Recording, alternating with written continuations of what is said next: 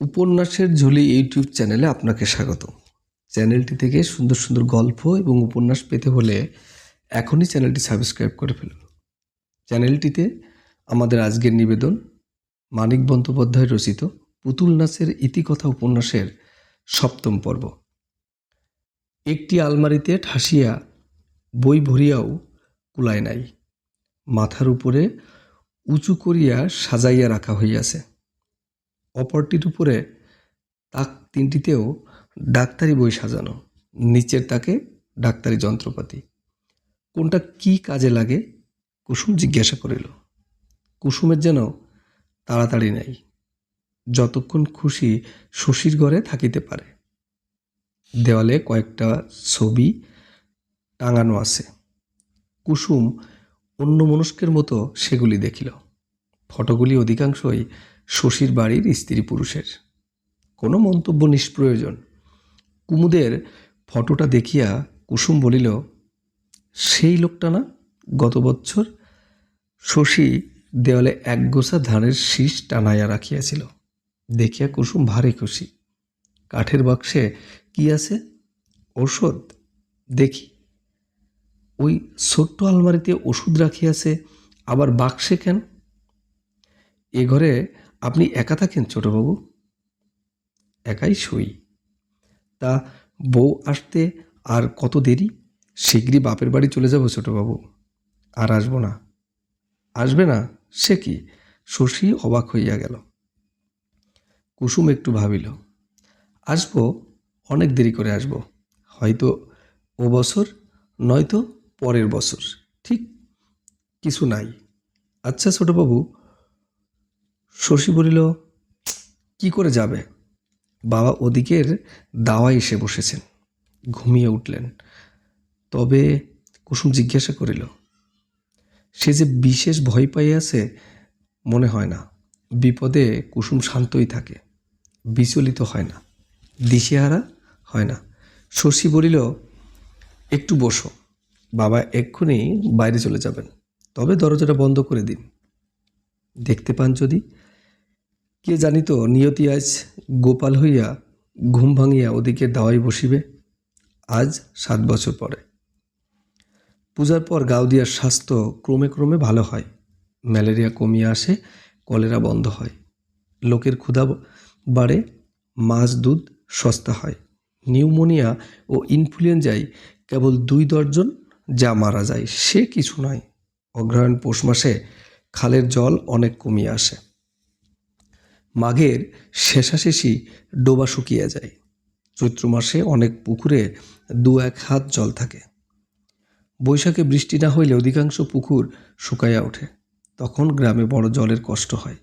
শীতলবাবুর বাড়ির সামনের বড় দিঘিটার জল খাইয়া গাউদিয়া, সাতগা আর উখারার লোক প্রাণ ধারণ করে।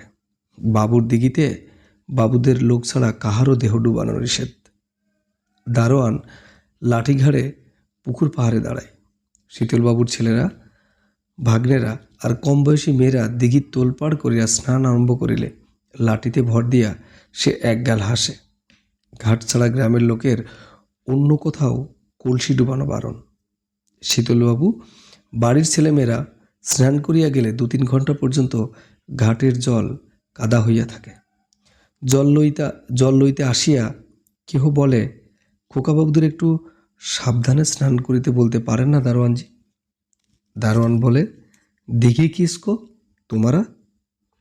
তা বটে, দিঘিটা বাবুদের বটে, কিন্তু বৈশাখ মাস আসিতে এখনো দেরি আছে। বৈশাখ মাসে এবছর খুব ঝড় বৃষ্টি হইবে কিনা এখন হইতে তাই বা কে বলিতে পারে। শীতকালটা গ্রামের লোক সুখে কাটায়। কই, মাগুর, শোল মাছ প্রচুর পাওয়া যায়। যাদের ডোবা আছে, ডোবা শুকাইয়া আসিলে জল ছেঁচিয়া ঝুড়িখানেক মাছ পাই। তার মধ্যে খলসে আর ল্যাঠা মাছই বেশি। এই খাল আর খালের চিকরিকাটা দেশে ভালো রাস্তা নাই, কিন্তু শীতকালটা দেশে কাটাইবেন সংকল্প করিয়া বিমলবাবু সপরিবারে একটা মোটর গাড়ি সঙ্গে করিয়া গ্রামে আসিলেন। বাজিতপুরে মোটর গাড়ি আছে, কিন্তু গাউদিয়ার মোটর গাড়ি? কুসুম শশীকে বলে, সেবার কলকাতায় মোটর গাড়ি চড়েছি, বিয়ের আগে যেবার কলকাতায় গিয়েছিলাম বাবার সঙ্গে। শশী বলে, তোমার সে কথা মনে আছে? কুসুম অবাক হইয়া বলে, বাহ, মনে থাকবে না? কতদিন আর হলো, 8 কি 9 বছর। আমার বয়স কত ভাবেন, 25? ধুর, 22 বছর। সুদেবের সঙ্গে মতির বিবাহ প্রস্তাব ভাঙিয়া গিয়াছে। কুসুম ইদানিং আর ও কথা উত্থাপনও করিত না। মতির বিবাহ হোক বা না হোক, তার যেন কিছুই আসিয়া যায় না। পরাণ যদি বা রাত্রে কোনোদিন কথাটা তুলিত, কুসুম হাই তুলিয়া বলিত, তাহার কোনো মতামত নাই।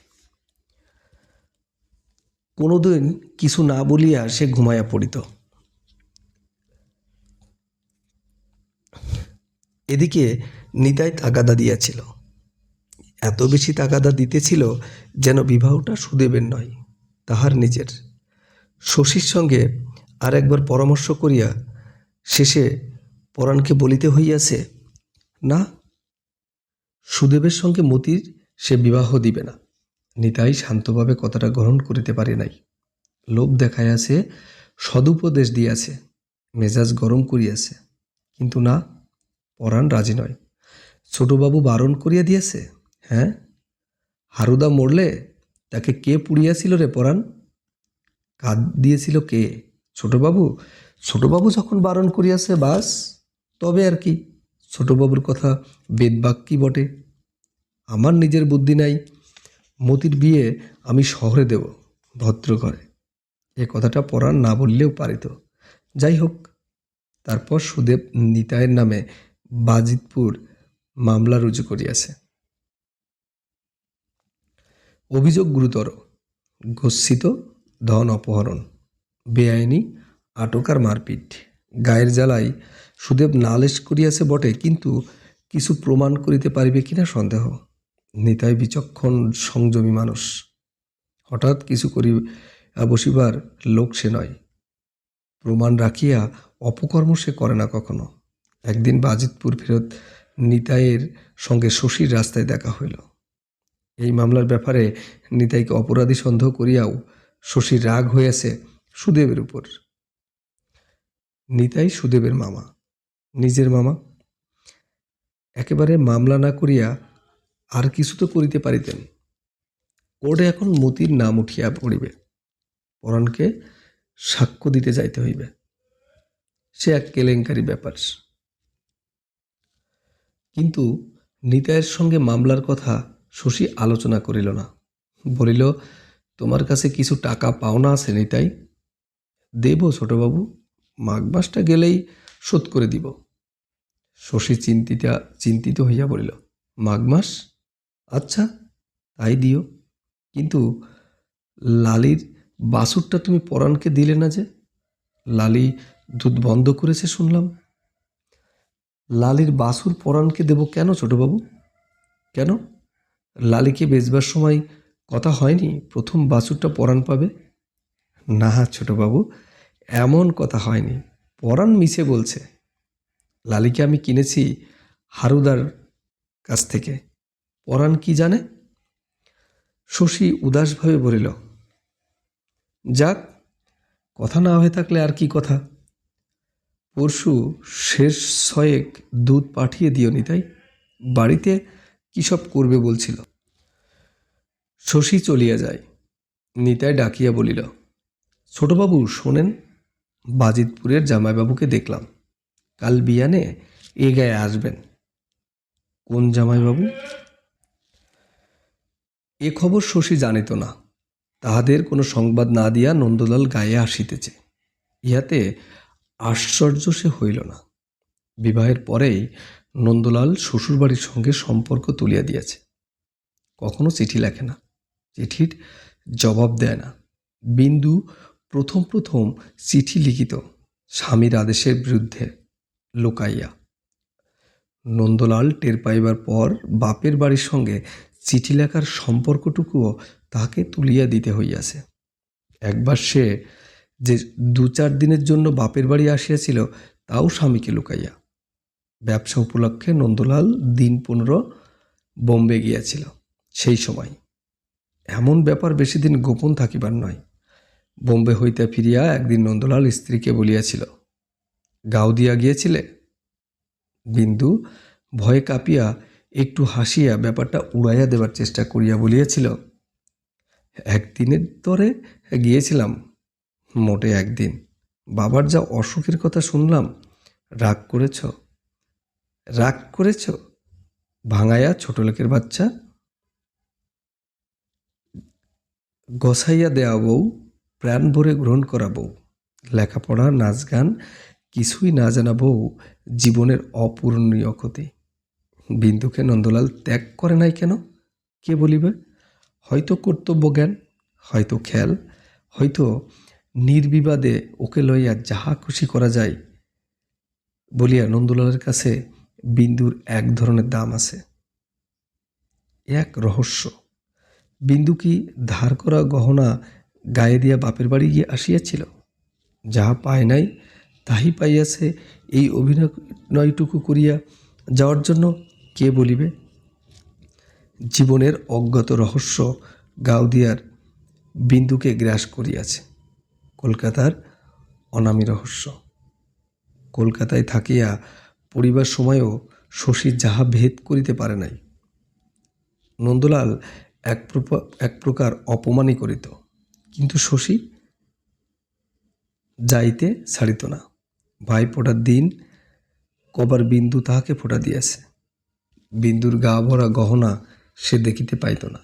না, অন্তপুরের দৈনন্দিন সাদাসিদের জীবন গহনার বোঝা বহিয়া বেড়াইতে বিন্দু ভালোবাসে না। চোখের আবিষ্কার, কানে শোনা এই কৈফিয়ত শশীর কাছে মিথ্যা হইয়া যাইত।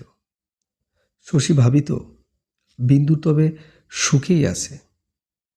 একটা ব্যাপার সে বুঝিত না, বাইরের লোকের বুঝিবার মতো ব্যাপারটাও সেটা নয়। নন্দলাল ভিন্ন বাড়িতে বিন্দুকে রাখিয়াছে, বিন্দুকে একা।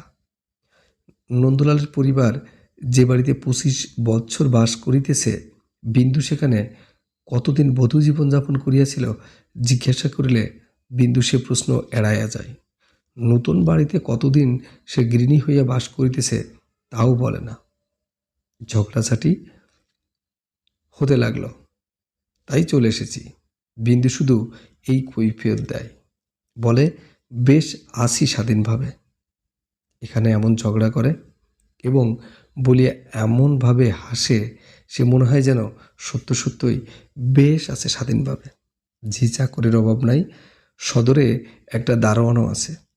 ঘরগুলি দামি আসবাবে ভর্তি, বাড়াবাড়ি রকম ভর্তি। বিন্দুর জন্য নন্দলাল বিলাসিতার চূড়ান্ত ব্যবস্থা করিয়া দিয়েছে। সারা বাড়িতে এসেন্সের গন্ধ। নন্দলাল তাহলে বিন্দুকে ভালোবাসে? বিন্দুর বাড়িতে গিয়া কতদিন শশী দেখিয়াছে বিন্দুর ভাব অমায়িক। বিন্দু সাদাসিদে। জিজ্ঞাসা করিয়া জানিয়াছে নন্দলাল সেবেলা আসিবে না। আবার কতদিন গিয়া দেখিয়াছে বিন্দু অমায়িক নয়, রহস্যময়ী। বিন্দু মহাসমরের সঙ্গে প্রসাদনে ব্যাপৃত হইয়াছে। কথা বলার সময় নাই। এই ঘণ্টার মধ্যে নন্দলাল আসিবে। জীবনের অজ্ঞাত রহস্য বিন্দুকে গ্রাস করিয়াছে বইকি। পরদিন শশী খালের ঘাটে গেল। সে ঘাটের হারুর মৃতদেহের সঙ্গে এক নৌকায় সে একটি সন্ধ্যা অতিবাহিত করিয়াছিল। সকালবেলা নন্দলাল আসিতেছে বাড়িতে, শশী একথা প্রকাশ করে নাই। নন্দলাল কখনো তাহাদের বাড়ি যাইবে না, কিন্তু শশী অনেকদিন বিন্দুর কোনো খবর পায় নাই। নন্দলালের কাছে বিন্দুর খবরটা জানিবার জন্যই সে খালের ঘাটে আসিয়াছে। গ্রামের মধ্যে একান্ত পর উদ্যত ভগ্নিপতির সঙ্গে আলাপ করা সম্ভব। শশীর মনে আর একটা ইচ্ছা ছিল, সে এক অসম্ভব কল্পনা। বিন্দুর বিবাহের ব্যাপারটা শশী জানে, কিন্তু কিন্তু সে তো আজকের কথা নয়, প্রায় ইতিহাস দাঁড়াইয়া গিয়াছে। এতকাল নন্দলাল রাগ করিয়াছিল, ভালো কথা, তাহার দোষ নাই। কিন্তু চিরজীবন অতীত ঘটনার জাবর কাটিয়া চালিয়া লাভ কি? নন্দলাল তো আজ অনায়াসে গোপালকে ক্ষমা করিয়া ফেলিতে পারে, মনে করিতে পারে যে জোর জবরদস্তি নয়, সে নিজেই দেখিয়া পছন্দ করিয়া বিন্দুকে বিবাহ করিয়াছিল। গোপালের অপরাধে রাগ করিয়া আছে নন্দলাল, আর মাঝে পড়িয়া শাস্তি পাইতেছে বিন্দু। এটা উচিত নয়। বাপের বাড়ির সঙ্গে সম্পর্ক তুলিয়া দেওয়াটা বিন্দুর শাস্তি, শশী এইরকম মনে করে। নন্দলালকে সে আজ তাহার বাড়ি গিয়া উঠিতে অনুরোধ করিবে, আবার সে ইঙ্গিতে বুঝাইয়া দিবে গোপাল আজ 7 বছর অনুতপ্ত হইয়া আছে। আর কেন ভাই, এবার মিটাইয়া ফেল। তারপর নন্দলাল আসিল। সে আরও বুড়ো হইয়াছে, আরও বাবু হইয়াছে। অবস্থার অনুপাতে হিসাব করিলে সঙ্গের চাকরটা কিন্তু তার চেয়েও বাবু। এইটুকু খাল বাহিয়া আসিতে দুজনের জন্য নন্দলাল নৌকা ভাড়া করিয়াছে 10 জনের। হয়তো তাহারা ডুবিয়া মরার ভয়। কলকাতার বাবু। খবর না দেওয়ার জন্য শশী কোনো অনুযোগ করিল না, বলিল কলকাতা থেকে বেরিয়েছেন কবে?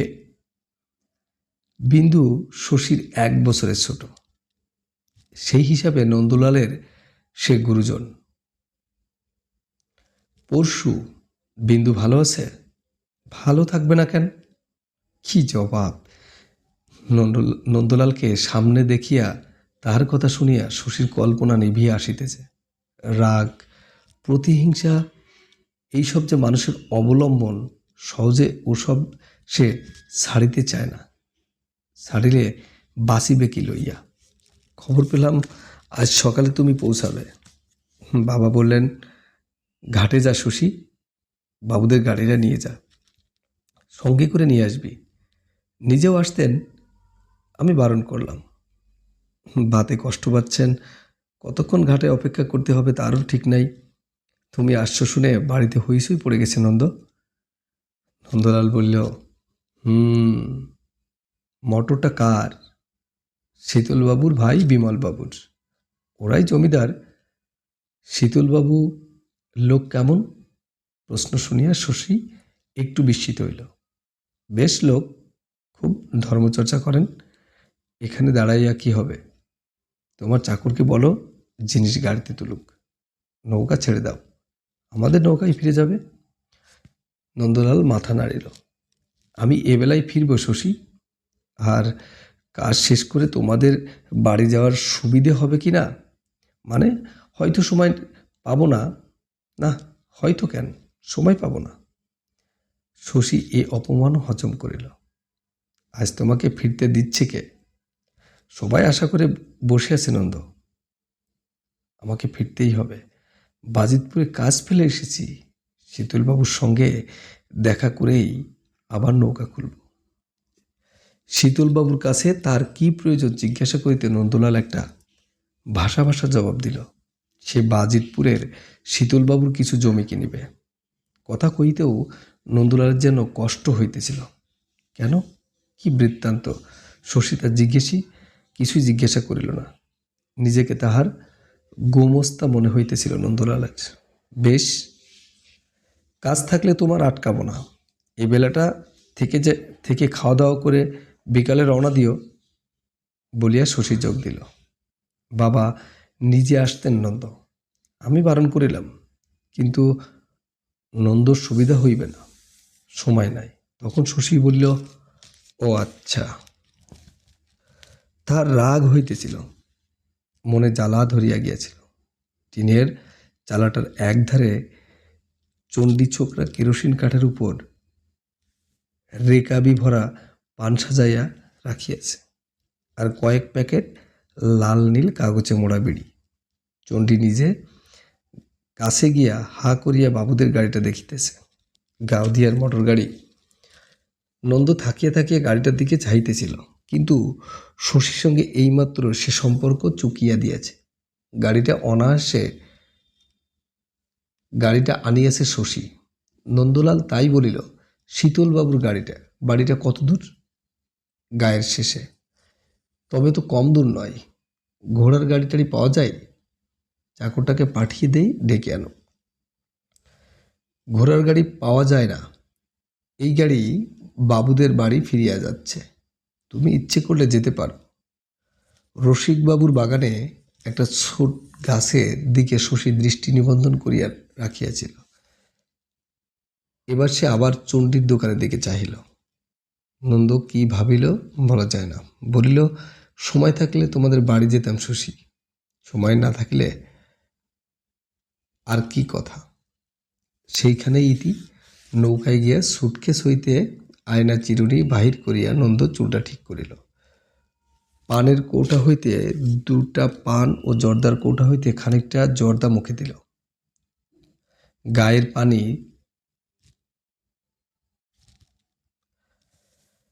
শীত জমিয়া আসে। পৌষ পার্বণ আসিয়া বাড়িতে আর দেরি নেই। গ্রামে অবরিত ঢেকি পাড় দেবার শব্দ শোনা যায়। আকাশে রবির তেজ কমিয়াছে। মাঠের অবিশস্য সতেজ। মানুষের গা ফাটিতে আরম্ভ করিয়াছে। গায়ে যার মাটি বেশি ঘষা লাগিতেই খড়ি উঠিয়া যায়। লেপ গাতা খোলা হইয়াছে। কুসুমার একবার পেট ব্যথা হইয়া গিয়াছে। এক দফা গুড় চালাত দিয়াছে। এবার তার কিছু পাটালি গুড় করিবার ইচ্ছা। শশীর কাছে কিছু টাকা ধার করিয়া সে আরও প্রায় 40টা খেজুর গাছ লইয়াছে। লালির বাছুরটা নিতাই একদিন যাচাইয়া পরাণকে ফেরত দিয়া গিয়াছে ছোটবাবুর জন্যে, নইলে বাছুর তুমি কখনো ফেরত পেতে না, এই কথা বলিয়াছে কুসুম। খেজুর গাছ কেনার জন্য শশীর কাছে পরাণকে টাকা ধার করতে গিয়ে কুসুমের অত্যন্ত অনিচ্ছা দেখা দিয়েছিল। সবসময় তার ইচ্ছা অনিচ্ছাকে মর্যাদা দিলে সংসার চলে না, এই যুক্তিতে পরাণ তার কথা অগ্রাহ্য করে নাই। মোক্ষদার শরীরের অবস্থাটা কিছুদিন হইতে ভালো যাইতেছে না। শশীর বাড়িতে একটা আশ্রিত মেয়ে। শশীর সে কি সম্পর্কে ভাইজি হয়। ছেলে হওয়ার সময় ঠান্ডা লাগিয়ে নিউমোনিয়া হইয়া মারা গিয়েছে। এই ব্যাপারটাতে শশী বড় ধাক্কা পাইয়াছিল। বাড়ির উঠানে সাময়িকভাবে অতি কম খরচে কাঁচা বাঁশের সস্তা বেড়ার একটি ঘর তুলিয়া আতুর ঘর করা হইয়াছে, চাল টিনের। ব্যাপার চুকিলে টিনের চালটি ছাড়া ঘরটিকে বিসর্জন করা হয়। মৃত ব্যক্তিটির বলেতেও এই একই ব্যবস্থা হইয়াছিল। এখন শশীর বাড়িতে এই প্রথা চিরন্তন। শশী নিজেও এমন একটি কুঠিরে জন্মগ্রহণ করিয়াছে, মরে নাই। শশী পৃথিবীতে আসিয়াছিল উলঙ্গ সন্ন্যাসী হয়ে। এখন সে ডাক্তার, পয়সাওয়ালার ডাক্তারি। এমন ব্যাপার সে জানিত কেন?